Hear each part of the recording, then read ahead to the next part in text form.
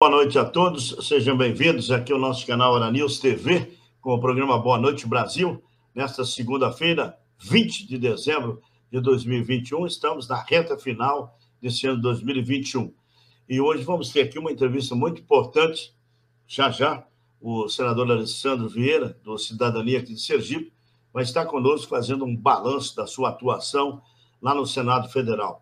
Daqui a pouco, então, a gente vai cumprimentar o senador. Mas antes, quero lembrar você que ainda não se inscreveu no nosso canal, é fácil, aqui embaixo você vê em vermelhinho, inscreva-se, Oranews TV, e se você quiser se tornar membro também do canal, que o canal na internet, no YouTube, o YouTube já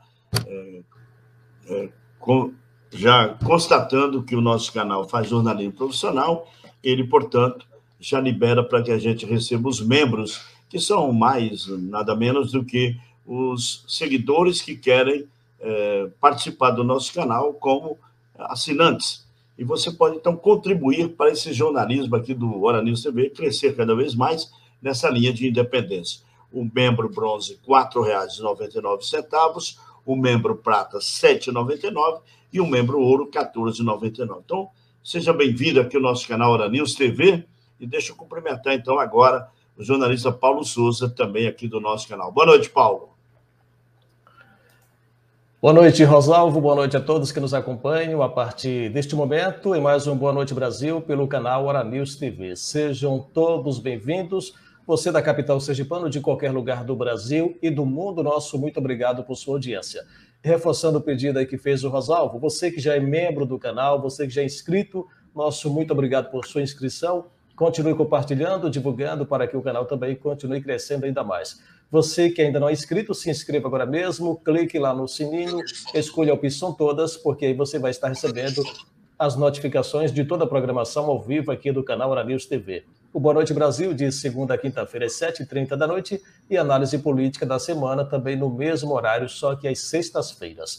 Você já é membro do canal? Nosso muito obrigado por se tornar membro. Você que ainda não é, se torne membro e fortaleça o canal independente, alternativo da mídia sergipana, da mídia brasileira, assim como o canal Oranews TV. Você tem 3 opções, como bem disse o Rosalvo, para se tornar membro do canal, que nada mais é do que um assinante digital. Você pode ser membro bronze pagando apenas R$ 4,99 por mês, membro prata pagando R$ 7,99 e membro ouro pagando R$ 14,99 por mês. E aí você vai estar contribuindo para o fortalecimento aqui do canal Oranews TV, Rosalvo. Muito bem, Paulo, seja bem-vindo e vamos cumprimentar agora o senador Alessandro Vieira, do Cidadania aqui de Sergipe. Senador, muito obrigado por atender o nosso convite, o senhor sempre foi muito simpático aqui, participar conosco, enquanto o Bruno Balbino, que é nosso companheiro jornalista lá de Nossa Senhora da Glória, já acessou aqui o nosso estúdio, daqui a pouquinho cumprimenta a gente. Boa noite, senador. Boa noite, é um prazer estar falando com vocês. Boa noite para o Bruno também lá em Nossa Senhora da Glória.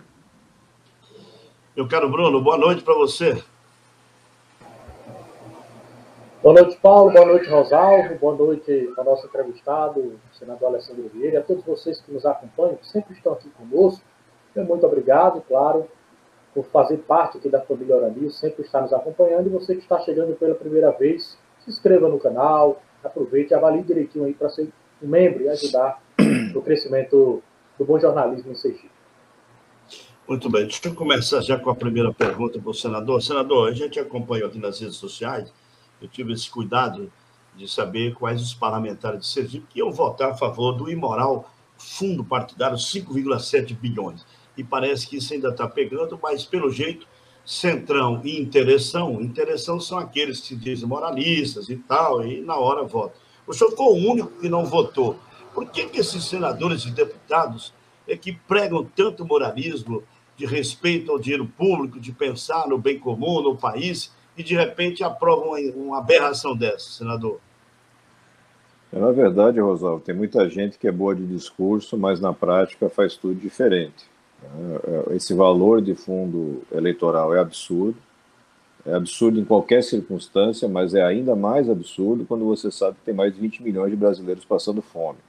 A gente está numa crise econômica, passando por uma pandemia, uma crise social, mas não adianta, infelizmente, você teve uma maioria bastante folgada, né? Dos 11 parlamentares de Sergipe, 10 votaram a favor do fundão, devem confirmar esse voto amanhã, mais tardar na quarta-feira, porque a gente vai ter mais uma votação. E é lamentável, porque não é verdade que o Brasil precisa desse tipo de despesa. Você tem condições de fazer campanhas mais baratas, tem condições de fazer campanhas mais simples e, da mesma forma, poder conversar com as pessoas, comunicar com o eleitor. É uma pena. Você está transformando partidos em gestores de milhões de reais do nosso dinheiro, dinheiro que é distribuído na época da eleição sem muito critério, sem muita transparência. É muito triste ver isso. Ô, senador, a gente volta a falar aqui dos parlamentares de Sergipe que votaram a favor disso, mas me parece que isso foi uma certa jogada também do presidente da República, né? Ele fez aquela história, ele fez que não ia, mas foi. Vetou, aí, olha, eu vou deixar para eles resolverem. E lá com o Centrão, tudo animadinho, ainda juntou com os outros que não são do Centrão e votaram também, aliás, petistas à vontade, votando no Brasil inteiro. Quer dizer, o senhor também sente assim, que foi já uma jogada política desde o Palácio do Planalto até o Congresso? As candidaturas de Lula e Bolsonaro vão movimentar mais de R$1 bilhão nesse ano eleitoral, ano 2022. E é claro que é do interesse dos dois e é do interesse dos partidos deles, né, do PT e do PL. A votação do PL foi praticamente 100% favorável ao fundo, a do PT foi 100% favorável ao fundo. E a gente fica observando que poucos partidos, o Partido Novo e o Cidadania, deram 100% dos votos contra o fundão. É onde você vê a coerência, onde você vê quem respeita e quem não respeita o dinheiro do povo. É importante que as pessoas lembrem disso na hora da eleição. Paulo Souza. Paulo? Cumprimentar o senador Alessandro Vieira, desejando a ele boas-vindas ao Hora News TV, mais um Boa Noite Brasil. Senador, as últimas pesquisas de opinião pública sobre presidente da República, bem como para governador em Sergipe, apontam o senhor já com uma certa pontuação para presidente da República e aqui em Sergipe na terceira colocação. O senhor já lançou sua pré-candidatura como presidente da República. O senhor pretende manter essa pré-candidatura? Ou o senhor pretende reavaliar uma possível candidatura a governo do Estado, já que a última pesquisa o coloca em terceiro lugar? Primeiro, as pesquisas são muito prematuras, né? Pesquisas já têm problemas em geral. Eu me lembro da última pesquisa divulgada aqui em Sergipe para o Senado, e os senadores não seriam Alessandro Vieira e Rogério Carvalho, seriam outras figuras que ficaram lá em quarto, quinto lugar. Então, pesquisas têm que ser vistas sempre com muito cuidado. Mas essa questão de candidatura, ela não pode ser um desejo, um projeto individual. Tem que ser uma questão da sociedade, do grupo político. O meu partido apresentou meu nome como pré-candidato à presidência da República. A gente entende que existe um espaço para discussão, a gente tem que dialogar bastante, mostrar projetos, ideias para o futuro do Brasil, para fugir da armadilha populista de ficar discutindo personalidades. Se você gosta mais da personalidade do Lula, da personalidade do Bolsonaro ou do Sérgio Moro, você tem que fugir disso e falar de projetos. Mas tudo isso vai ser discutido com tranquilidade, conversando com o grupo aqui em Sergipe e em Brasília, para ele prestar o melhor serviço possível. Não faz sentido manutenção de candidaturas por vaidades ou coisa parecida. Pelo menos da minha parte e das pessoas com quem eu tenho conversado, existe um compromisso de, num momento futuro, você ter uma integração de candidaturas para tentar, enfim, oferecer aos brasileiros a melhor alternativa possível. Mas a sua pré-candidatura a presidente, ela é para valer mesmo, senador? O senhor realmente pretende mantê-la até o fim, com os números que têm surgido pelas inúmeras pesquisas? Ou o senhor ainda pensa em disputar o governo do Estado? Paulo, como eu disse, essa decisão não vai ser individual. Eu não tenho nenhum tipo de vaidade pessoal para essas coisas. Eu tenho, sim, um objetivo muito claro de garantir bons projetos para Sergipe, que passa por mais de 20 anos de governos incompetentes, e para o Brasil, que está passando agora por uma máquina de destruição do governo Bolsonaro e que já veio de problemas de governos anteriores. Então eu tenho que discutir projetos, não nomes. Os nomes vão chegar mais adiante, eu tenho muita tranquilidade com relação a isso.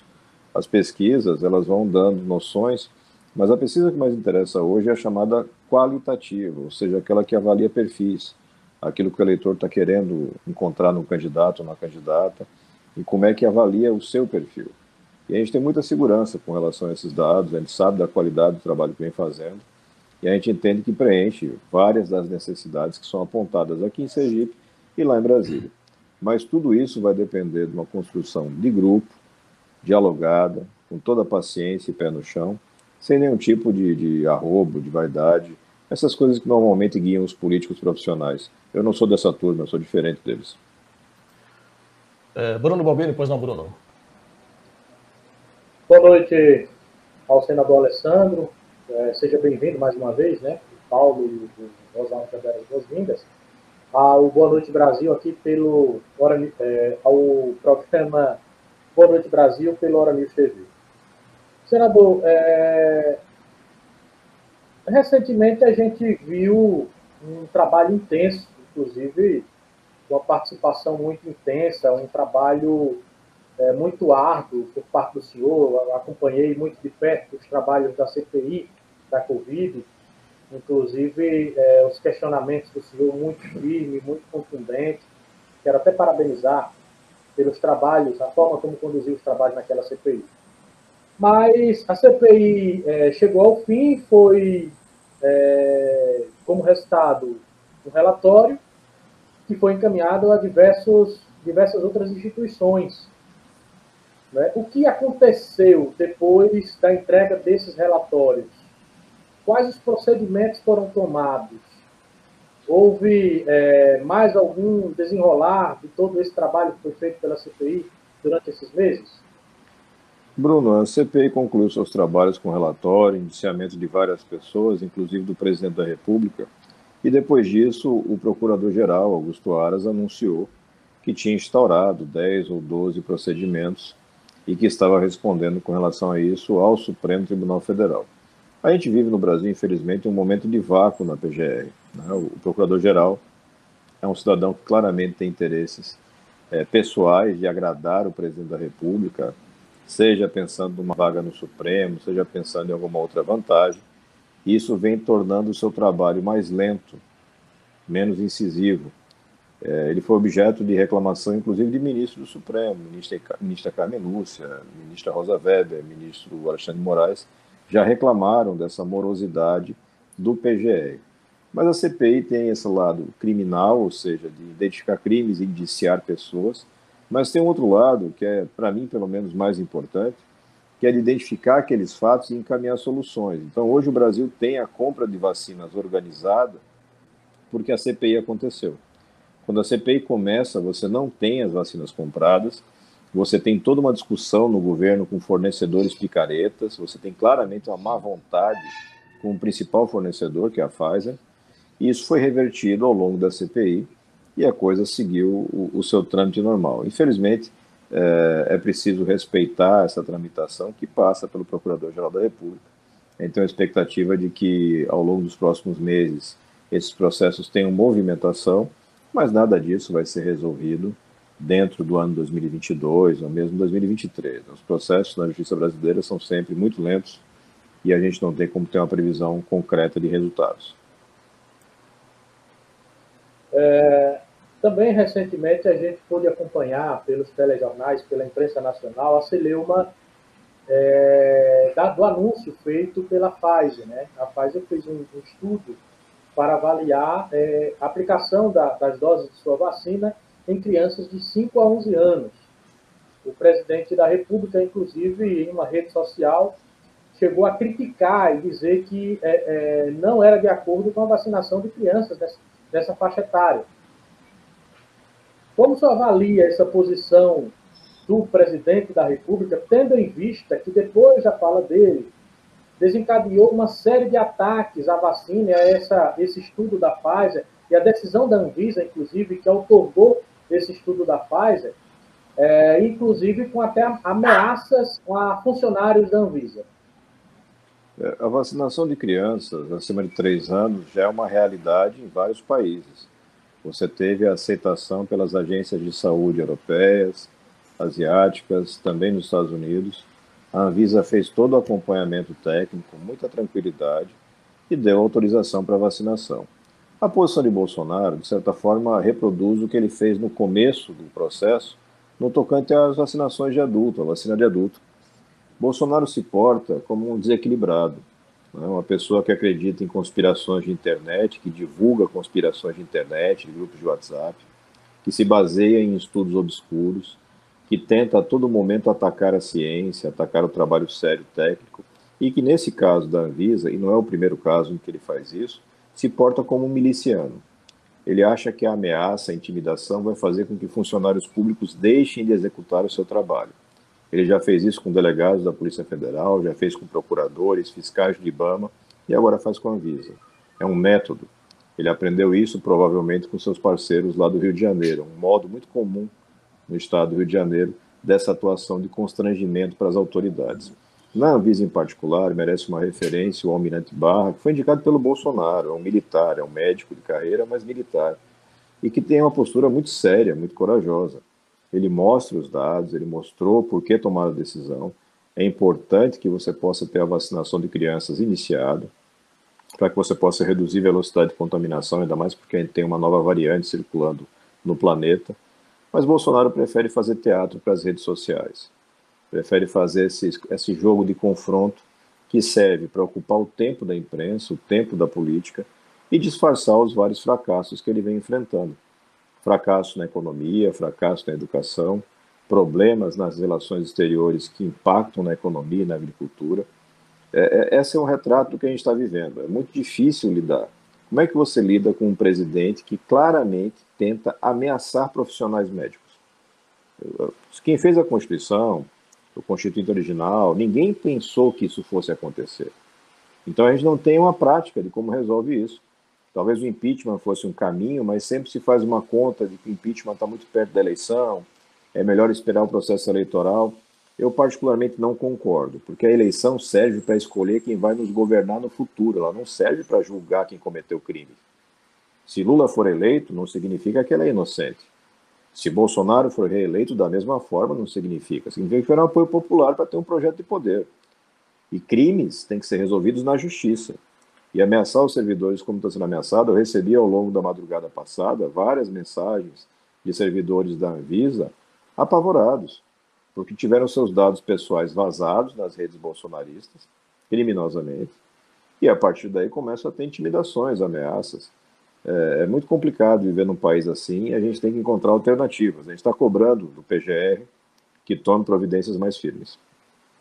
Senador, estamos chegando ao final do ano de mais um mandato parlamentar do senhor. Qual a avaliação que o senhor faz sobre o seu mandato neste ano? O que o senhor fez e o que não fez e que gostaria de ter feito e não conseguiu? As pessoas falam muito, Paulo, da CPI. A CPI foi muito midiática, muito marcante. Mas, para mim, o grande trabalho deste ano aconteceu agora, há 15 dias aproximadamente, quando a gente conseguiu aprovar os 2 textos da PEC dos precatórios.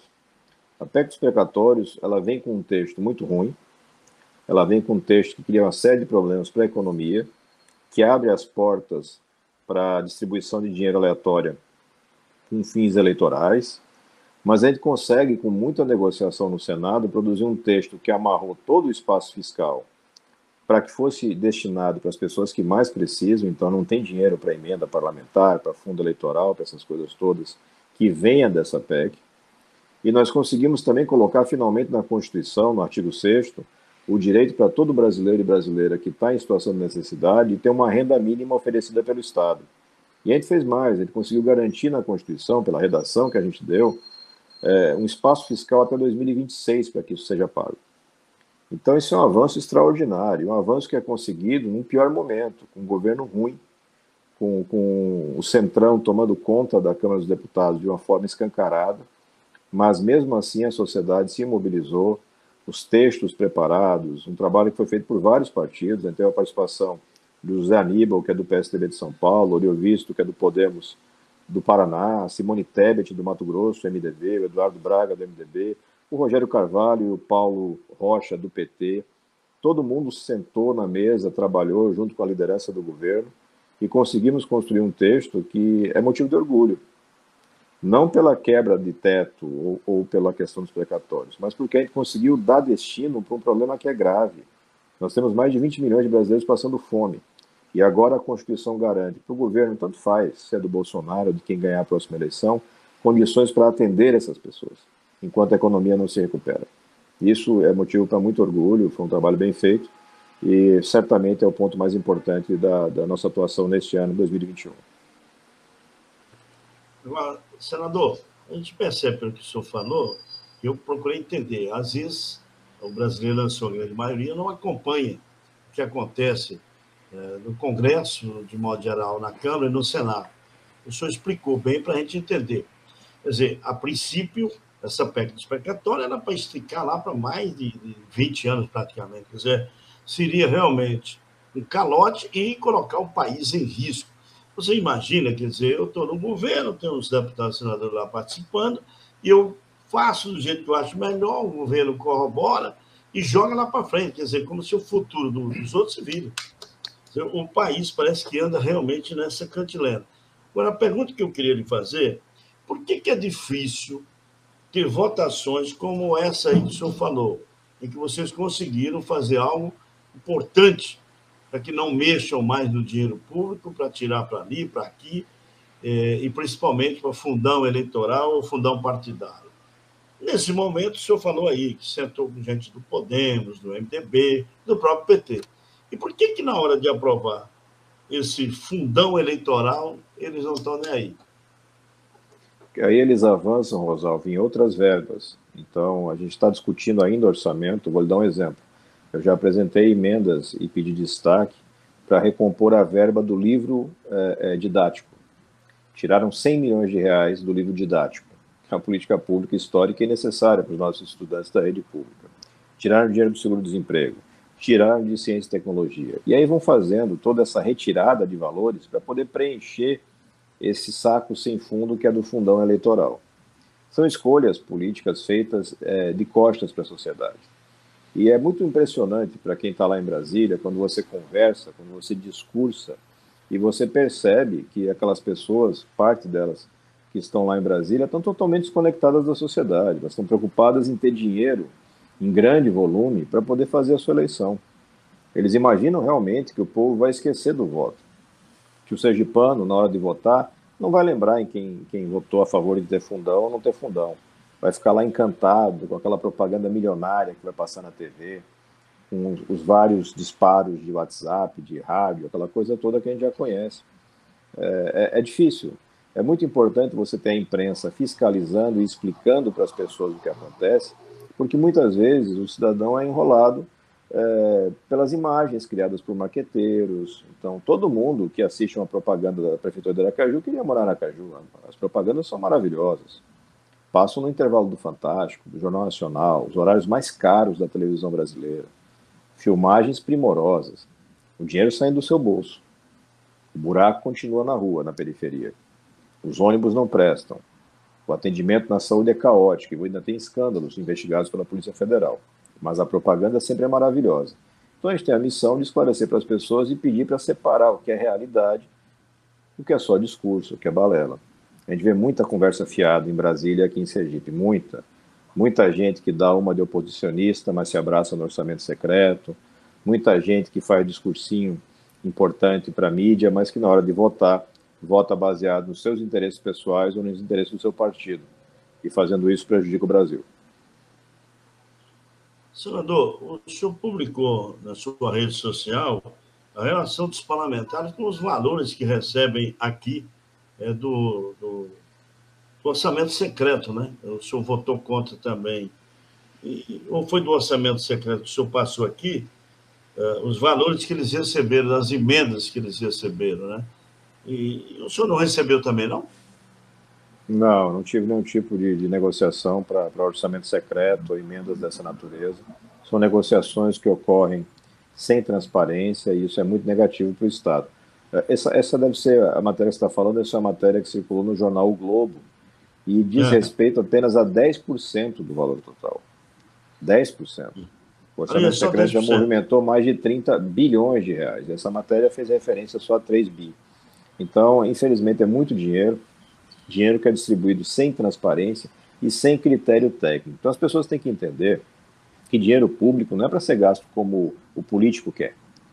Seja o político o presidente da República, o senador, o deputado, o vereador, não interessa. Tem método para gastar dinheiro público. A Constituição orienta, tem que ter o gasto transparente, tem que atender efetivamente ao interesse público, tem que ter princípios de eficiência, razoabilidade nesse gasto. Ou seja, eu não posso pegar uma cidade de 10 mil habitantes e dar para ela 100 milhões, e para outra cidade do lado, que tem 20 mil habitantes, não dá nada. E o orçamento secreto gera distorções desse tipo, e aqui em Sergipe também. A gente espera receber os dados completos para fazer daí sim uma divulgação responsável de todo o cenário de Sergipe, mas você já vai ter, a gente já consegue identificar, distorções gravíssimas. Cidades de pequeno porte recebendo muito dinheiro, e o mais interessante, esse dinheiro chega na cidade e você não tem matéria no jornal, você não tem matéria no rádio, você não tem nenhum político fazendo festa dizendo que conseguiu aquele dinheiro. O dinheiro simplesmente chega e vai ser gasto sem transparência. A gente tem que deixar isso bem claro para a sociedade, para que a gente possa, num momento mais adiante, não só cobrar responsabilidades, mas evitar que isso se repita. Sem controlar o orçamento, nenhum governo consegue fazer um trabalho sério. E hoje o orçamento foi sequestrado pelo Centrão e pelos seus parceiros de sempre. Agora, muito impressionante, a mim pessoalmente impressionou, e o senador Rogério de Sergipe, só ele tem quase 17 milhões, né? Quer dizer, o Rogério no Senado... política. Rogério no Senado é um parceiro do Davi Alcolumbre, enfim, aquele PT das propagandas, ele só vive nas propagandas. O Partido dos Trabalhadores, em grande parte, infelizmente, se transformou num partido do Centrão, um partido que faz a política com muito dinheiro, que precisa de um fundo eleitoral gigante, que faz barganhas que não são transparentes. O Rogério representa isso. Não tenho nenhum tipo de problema em lidar com o Rogério, em negociar qualquer tipo de projeto no interesse do Brasil ou no interesse de Sergipe, mas muito claramente eu não concordo com as práticas, não compactuo, não reproduzo, e é o tipo de projeto que ele pretende derrotar nas urnas. Agora, senador, para passar aqui para os colegas, quer dizer, estão votando aí no orçamento, né? O Senado aparentemente já está de folga, mas estão para concluir o orçamento. Esse orçamento é que vai definir esses 5,7 bilhões para o fundão? Sim, a gente vai tentar ainda uma última cartada para reduzir esse valor. Então, eu mesmo tenho pelo Cidadania uma emenda destacando para tentar derrubar o valor de 5,7 bi e tentar encaixar um valor menor, porque a essa altura do campeonato você já está naquela etapa de reduzir danos. Né? Se os caras querem 5, quase 6 bi, se você consegue 3, já é alguma coisa. Mas é uma batalha muito difícil, porque a votação remota ela reduz a sua capacidade de articulação, quer dizer, ele conseguiu aquele sucesso na PEC porque a gente estava lá, presencial. E aí você pode sentar com as pessoas, conversar por horas, para tentar testar as coisas, chamar a equipe técnica, bota economista na mesa, e a coisa vai avançando. Na votação remota, 2 minutinhos para falar cada um, você não consegue fazer articulação praticamente nenhuma, mas ele vai fazer essa batalha. No orçamento que você vai decidir tudo. O orçamento do Brasil, impresso, seria uma pilha de mais de 1 metro de altura.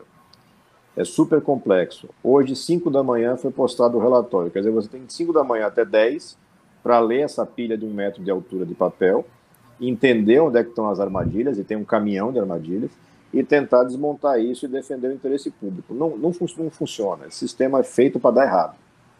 Ele é feito para ter vantagem para quem está lá dentro e que tem alguma manha, e que você só vai saber anos depois como é que aquilo aconteceu.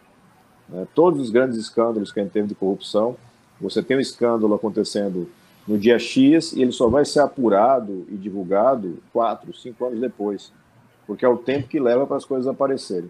A gente vai tentar, para o próximo ano, um processo de construção de orçamento que seja mais eficiente e transparente. Se for necessário, a gente vai, inclusive, à Justiça lutar para ter isso. O Brasil merece ter um orçamento respeitável e transparente. Não, Bruno, Paulo. Essa questão das emendas de relator, já que o Rosalvo está falando aí de orçamento, de emendas, não há nenhum dispositivo constitucional, senador, ou os partidos, até mesmo o senhor tem questionado junto ao STF alguma coisa na perspectiva da inconstitucionalidade dessa PEC? A gente tem um problema ali, Bruno, que a previsão da emenda de relator é apenas para suprimir lacunas e corrigir erros. Como eu disse, o orçamento é uma peça legislativa gigantesca, então é natural que tenha erros. e é bom que o relator tenha poder para poder fazer essas correções. Só que a partir de 2019, eles começam a transformar aquilo que seria apenas para fazer pequenos ajustes numa forma de manipular montanhas de dinheiro.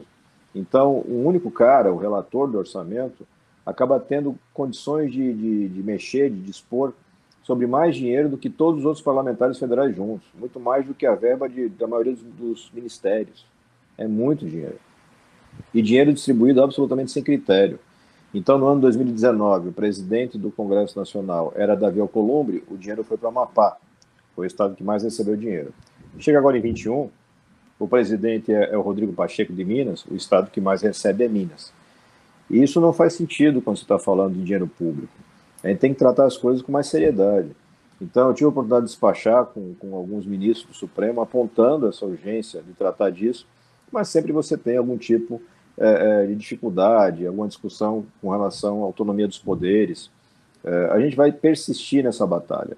Eu tenho absoluta convicção hoje que se a gente não resolver o problema do orçamento, a gente não consegue implementar nenhum projeto sério no Brasil. A gente sempre vai ter projetos que começam, tropeçam, não chegam ao final. Eu tenho hoje ministérios que começam um ano com orçamento X e chegam no final do ano com orçamento que pode ser 2, 3 vezes X ou pode ser metade de X. Quer dizer, não tem planejamento que sobreviva um negócio desse. Você não sabe o que você vai conseguir fazer. É só você pensar na sua casa. Você começa o seu mês pensando que tem R$100 para gastar e no meio do caminho passa para 50, pula para 200 e você se programou para gastar menos que aquilo. Então é tudo muito complicado e a gente tem que enfrentar essas coisas e o único jeito que eu conheço para enfrentar isso é com transparência, tentando explicar para as pessoas, olha, presta atenção, isso é muito importante, isso muda a sua vida. Isso garante, por exemplo, que a gente possa ter um grande projeto, como é o projeto de água no sertão do Sergipe, que passa pelo canal de Xingó, mas também tem várias ramificações e trabalhos que devem ser feitos em território sergipano e que exige muito dinheiro e muito planejamento. Se eu não tenho orçamento organizado, eu vou condenar os sergipanos a vida inteira a correr o risco da sede. Já que a gente falou em Supremo, Bolsonaro tem defendido, em alguns momentos, a diminuição da idade da chamada PEC da Bengala. Como o senhor avalia, como o senhor vê essa defesa do Bolsonaro? É uma medida típica chavista, né? Ditaduras usam muito esse tipo de artifício, né? De você esticar ou encurtar prazos de mandato ou de idade mínima de tribunais para poder preencher os tribunais com pessoas indicadas. Alguns defendem aumentar o número de ministros para poder fazer uma maioria que seja favorável ao seu interesse. É lamentável.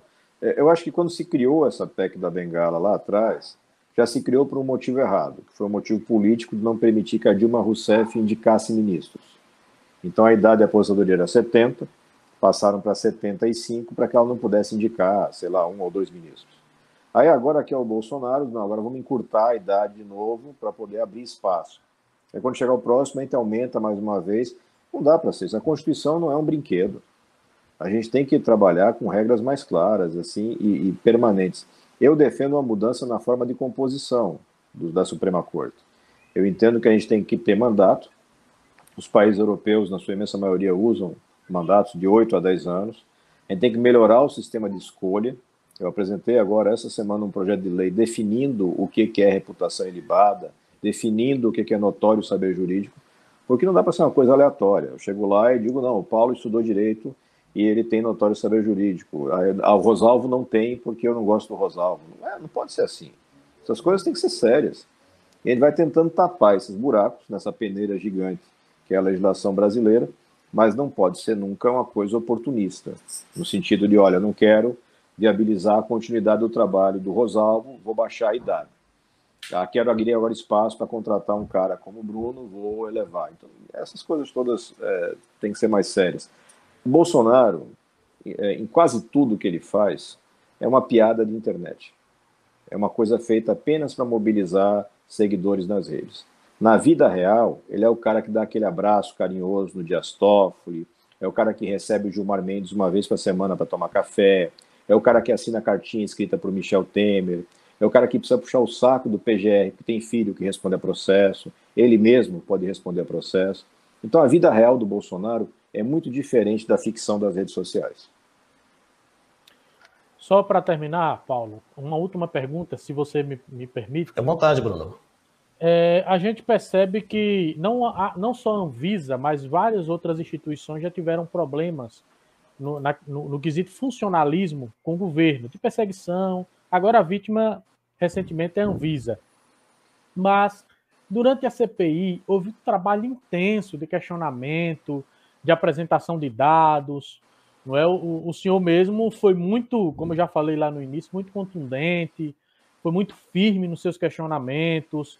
Às vezes, até os entrevistados pediam à presidência para que o senhor maneirasse e tudo mais.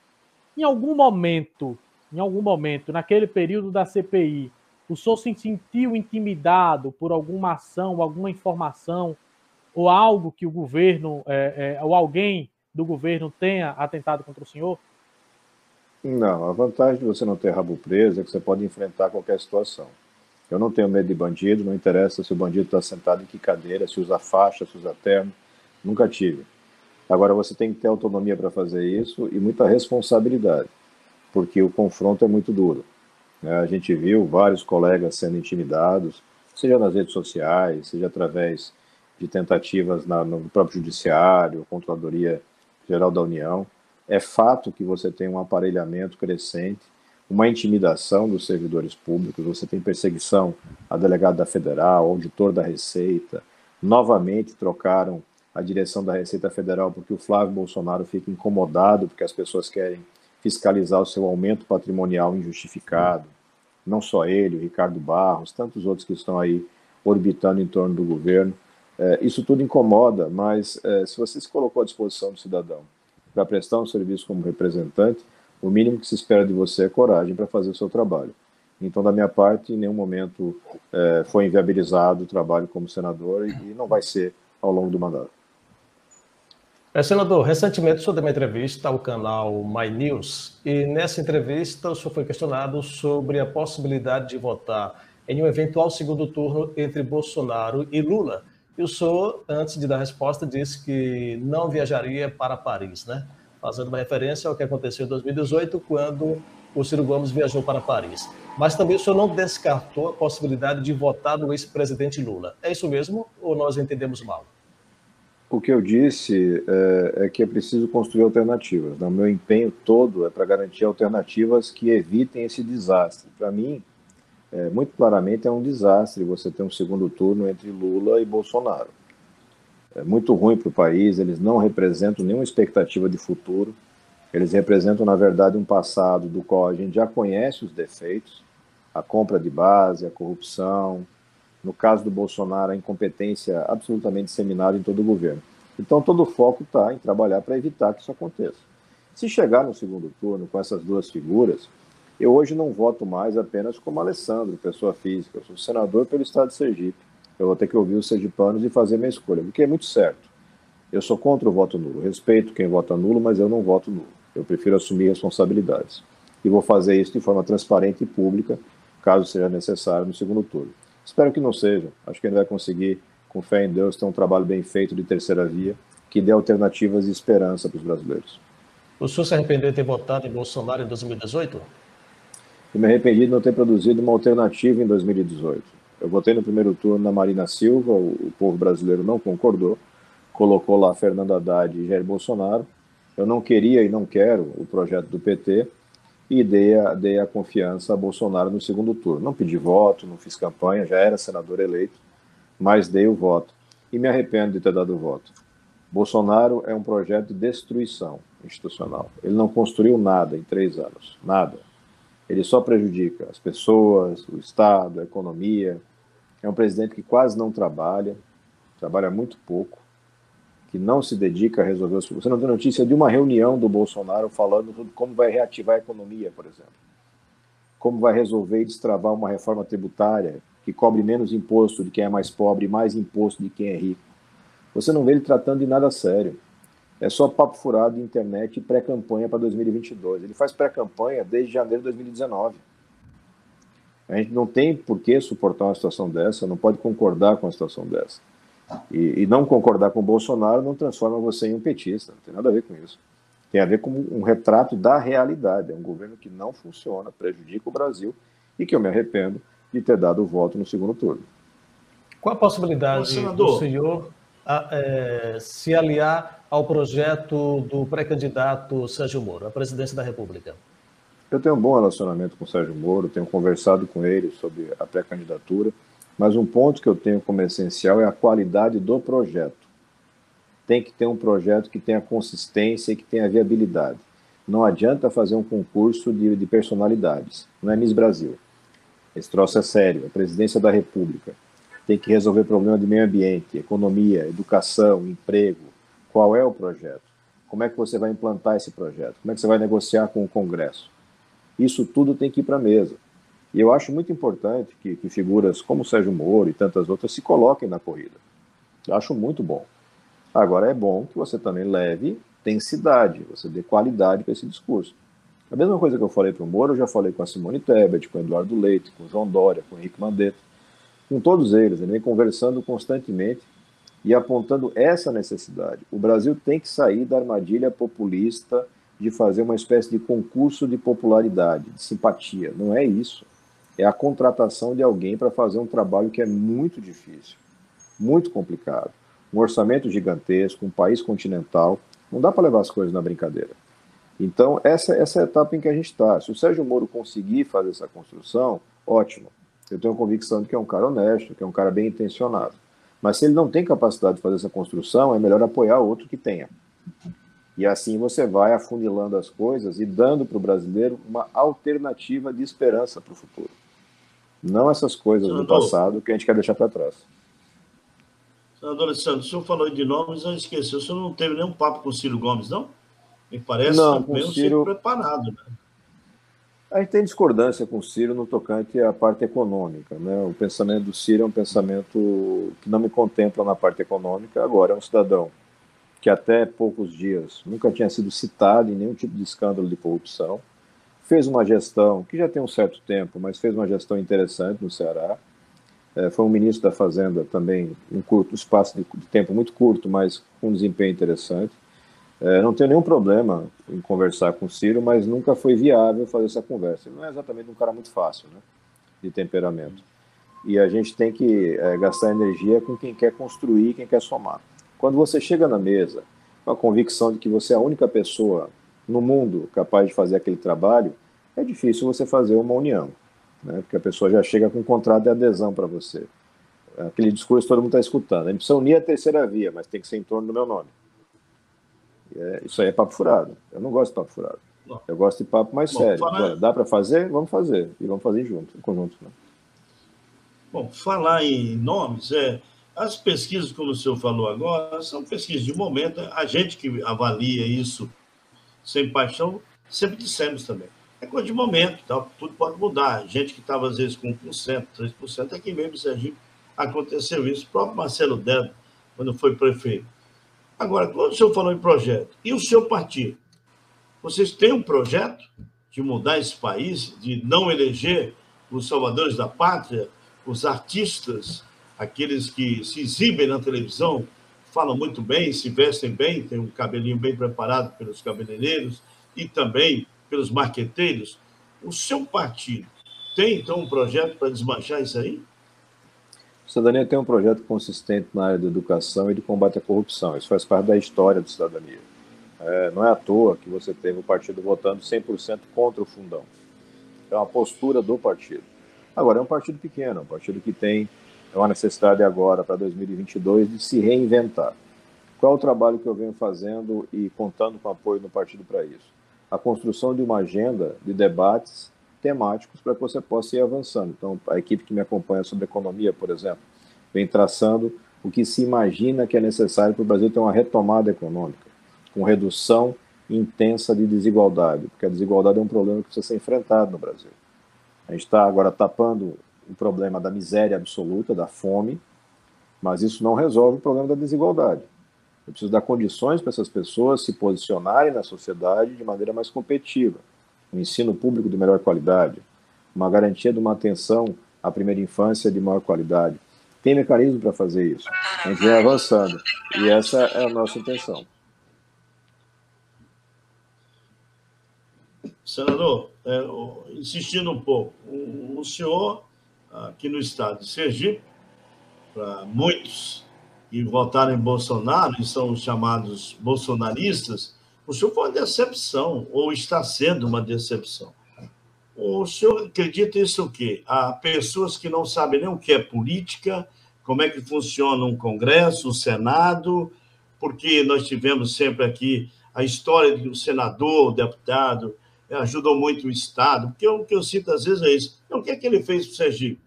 Quer dizer, mesmo que o senhor mande uma emenda, o senhor está praticando o que os outros praticaram, conseguir uma emenda para uma obra, para um investimento no interior, aqui para o próprio Estado. E as pessoas se comparam. Não, ele também usa a emenda, mas o que eu sinto pelas críticas que o senhor recebe, de que o senhor tem sido uma decepção, porque usou a marca de Bolsonaro, nós já explicamos aqui no Hora News, que aqui a gente faz jornalismo de seriedade.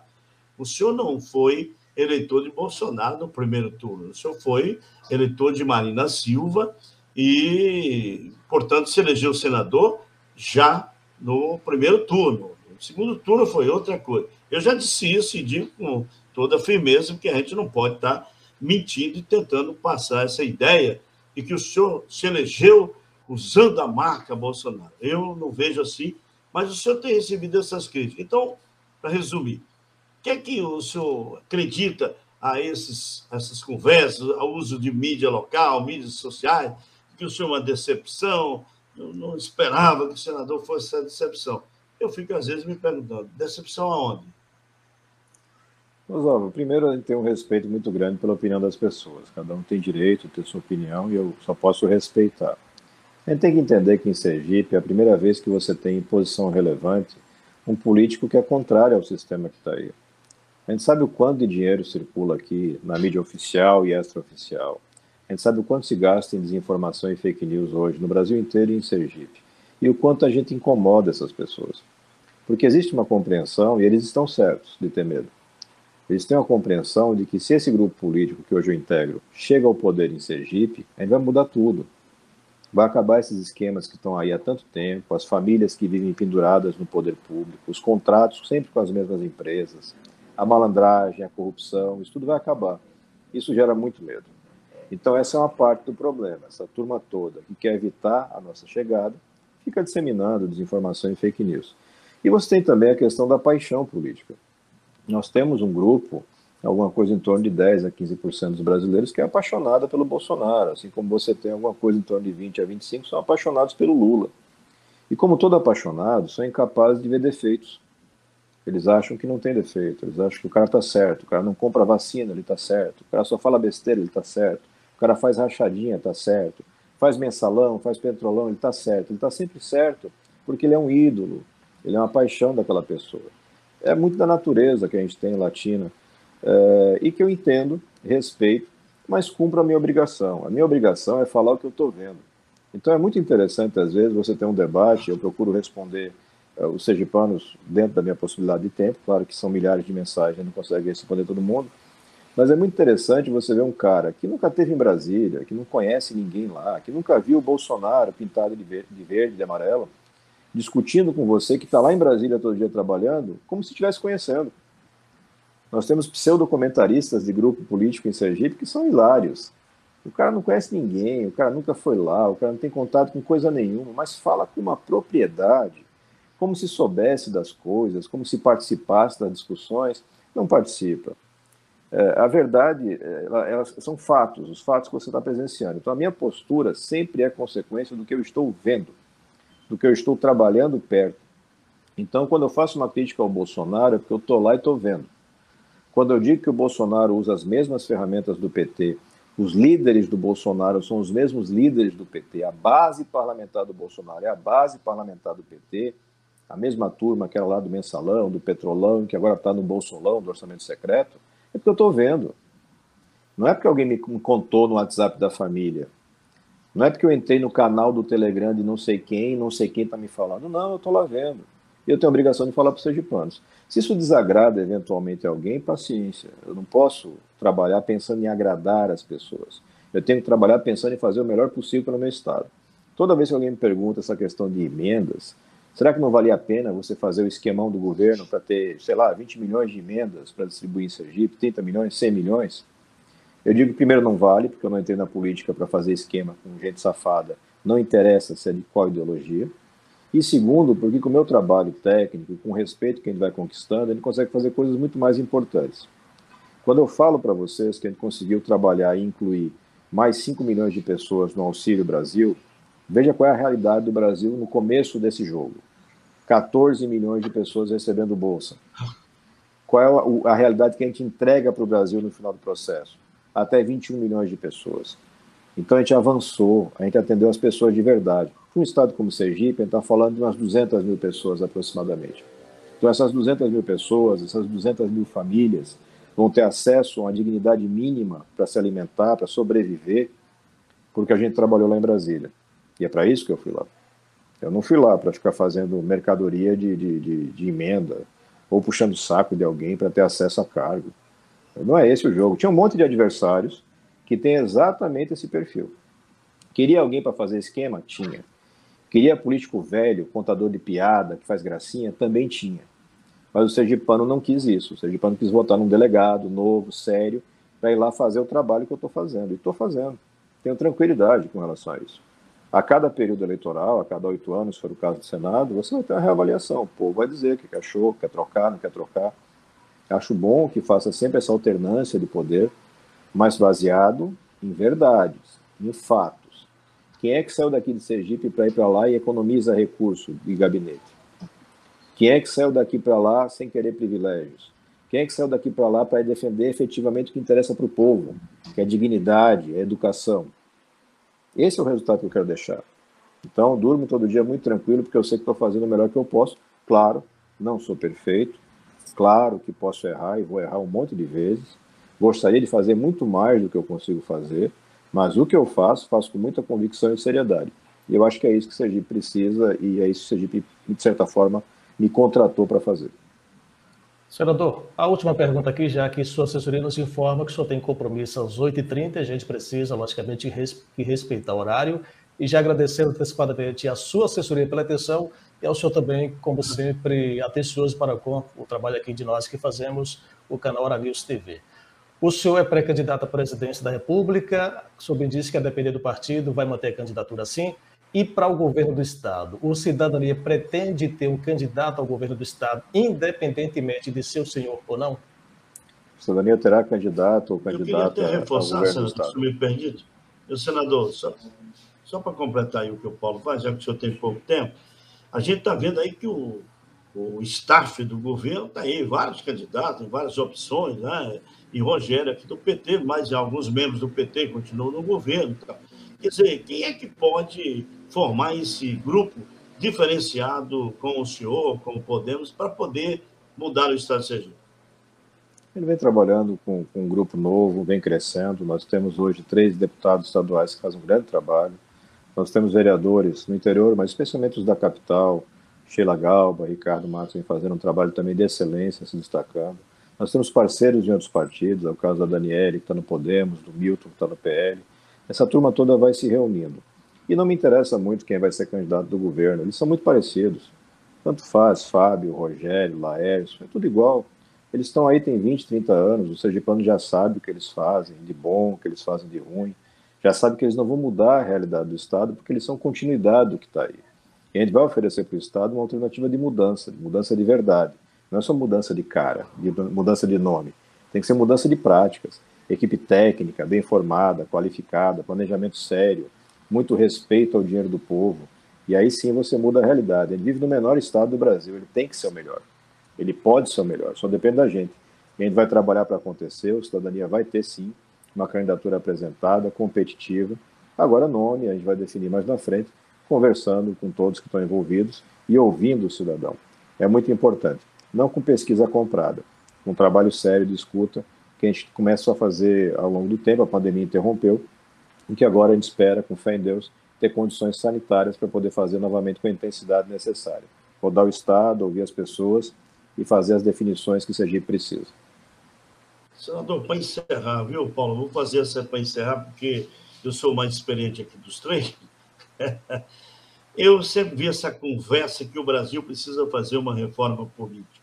Eu perguntei a um grande líder da direção nacional do PT, porque o PT, com 8 de Lula, 4 de Dilma, nunca apresentou uma reforma política decente. E eu percebo, senador, não sei se o senhor vai concordar, mas que só tem um primeiro jeito a fazer pelo Brasil, é começando com uma reforma política. Por que não funciona? E o Cidadania tem alguma proposta? Cidadania é contra a reeleição para cargos executivos. Cidadania tem uma visão de que o parlamentarismo, no momento futuro, pode ser uma boa alternativa, com um parlamento de melhor qualidade do que você tem hoje. Não dá para simplesmente também entregar o poder para gente como Arthur Lira. Mas é muito difícil você fazer uma reforma política por um motivo simples. Você tem que convencer os vencedores a mudar a regra do jogo que eles ganharam. Todos foram eleitos com essa regra. E aí você quer convencer os caras a mudar. No primeiro semestre, Rosalvo, a gente apresentou uma PEC assinada por 16 senadores, gente de vários partidos, apoiado por todas as instituições da sociedade civil que cuidam de política e de reforma política. E esse texto está lá na gaveta. Ele nunca avançou e dificilmente vai avançar, porque falta vontade nas pessoas. É claro, o mundo político tende a tentar permanecer eternamente, por isso que eu sou contra a reeleição. A gente tem que impedir essa continuidade, gerar novas lideranças. O Brasil precisa, a gente precisa cada vez mais de novas lideranças. Há 15 dias eu passei a presidência do partido para o deputado estadual Jorge Passos. Poderia ir para a reeleição, não fui, porque eu sou contrário ao instrumento da reeleição. A gente tem que colocar mais gente na roda. Os desafios são muito grandes, o trabalho é muito difícil. Não é trabalho para uma pessoa só, não. Tem muita gente que gosta de se passar de herói, né? Se colocar como sendo a última bolacha do pacote, como dizem, né? Eu acho que tem que ser o contrário. Você tem que mostrar que tem que ter time, tem que ter equipe, tem que ter grupo, e aí sim fazer a diferença. E já aproveito, Rosalvo, Paulo, Bruno, para me despedir de vocês, e só dando um comentário. A equipe me disse que ia ser 30 minutos de entrevista, a gente está completando 1 hora. Mas a entrevista valeu muito a pena, é sempre muito bom conversar com vocês. Um abraço, um feliz ano novo e muita saúde para todos nós. Muito obrigado, senador. Obrigado. Obrigado. O senador Alessandro Justiça já fez, viu, Paulo? Nunca negou um convite aqui para o Hora News TV, que é um canal de